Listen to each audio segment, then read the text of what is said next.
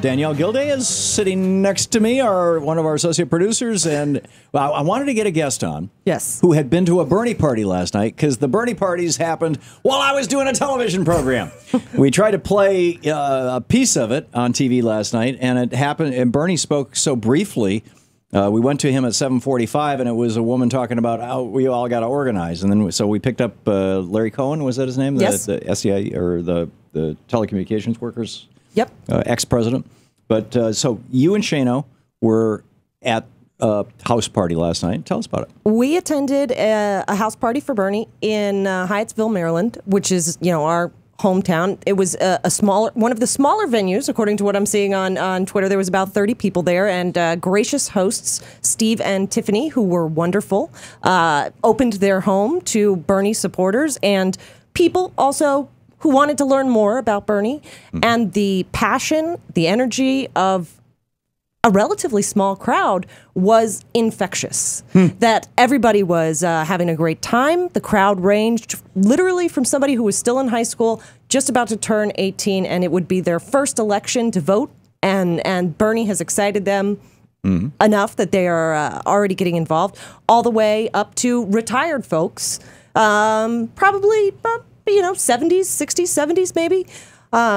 A great crowd, lots of passion, lots of people who recognize the sincerity and the genuineness, if that's a word, of Bernie Sanders. Yeah. Yeah. And were there any trolls there?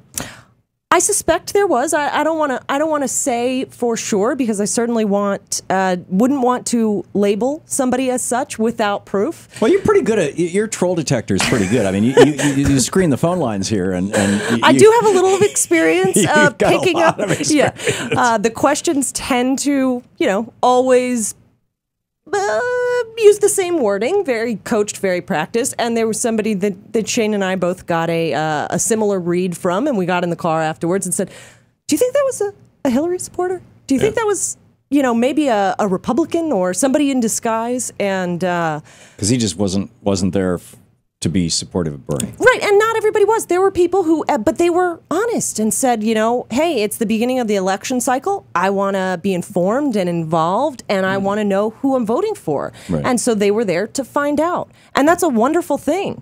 That's how the political process works and what makes our country great.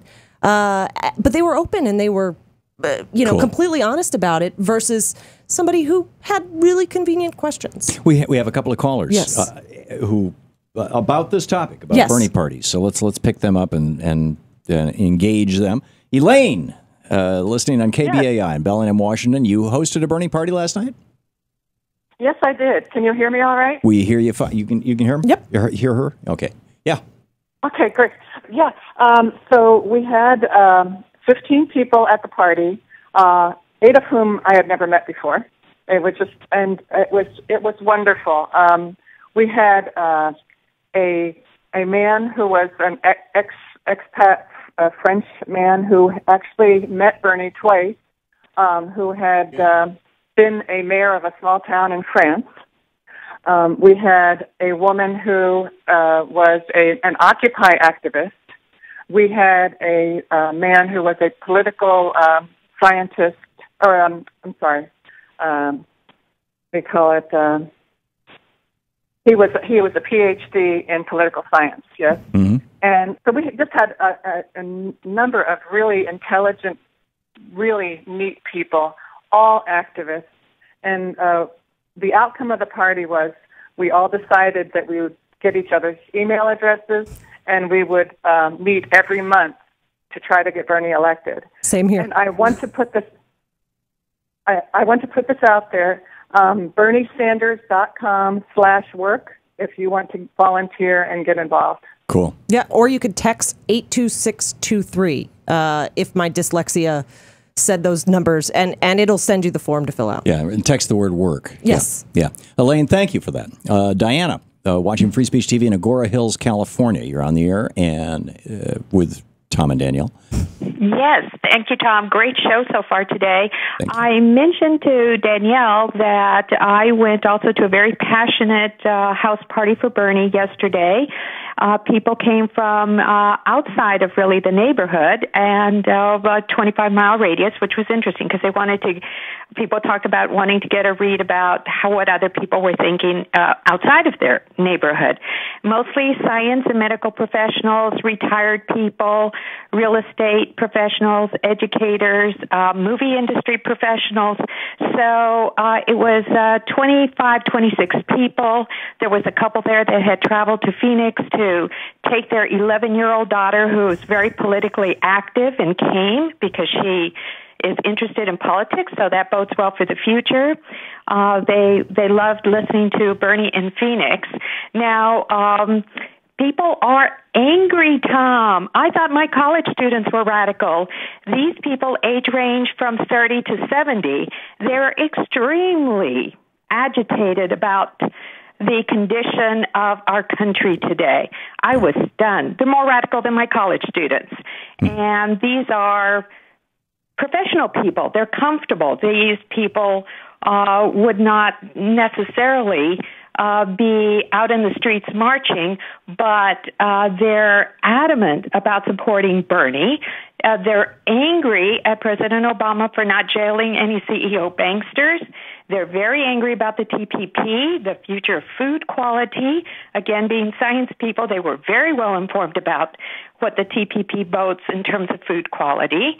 They're very concerned about the environment. They want free college and student loan debt forgiveness.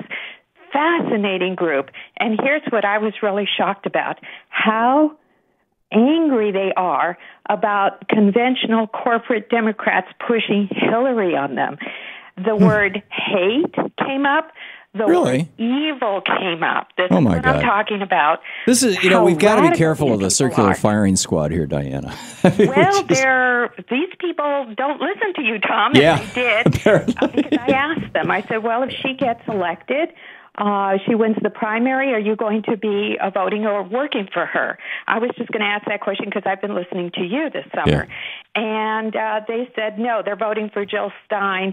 They're going to vote for the Green Party. I don't think... So we're going to have President Scott Walker, and we're going to have the three more crazies in the Supreme Court. But do you know what they were saying? They were saying that Democrats will not protest against a Democratic president. They've learned that lesson with President Obama. Mm-hmm. And if a Republican gets elected, they'll be out in the streets, and people will be out in the streets. And these are oldsters.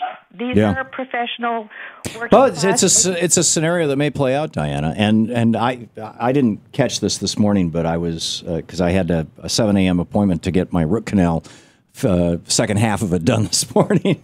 But Louise called me after I left the dentist's office, and she was watching MSNBC Morning Joe, and she said that they did a focus group of Trump supporters. And the Trump supporters were saying, we like him because he's not a politician. We're sick of politicians.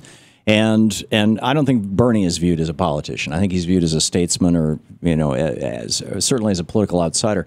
And she was like, back in 71, and with the Powell memo, Lewis Powell was saying basically, we need to take control of the political system. We, the business community, need to take control of the political system. And part of that strategy was to trash the political system. And Reagan ran on the 9 most dangerous words in our scary words are "I'm from the government, I'm here to help."